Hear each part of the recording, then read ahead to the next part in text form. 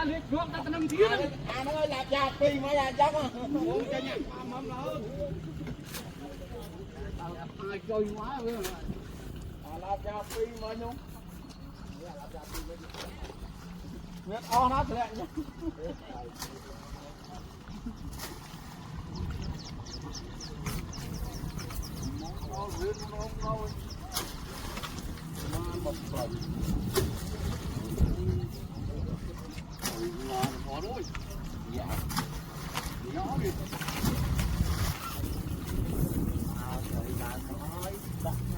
to này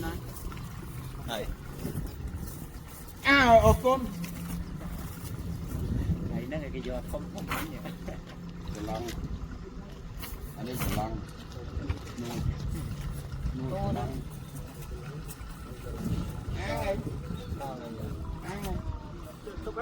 ăn bè phu ăn đi gà nó mà là vậy nha nó nhẹ ớt đó nghe mình tí tao nó nhớ nhớ con này cũng lâu đó ấy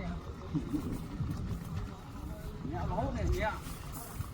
tại đây về nha vâng mà nó ngồi nó ồ ta đi ăn đó làm được thấy rồi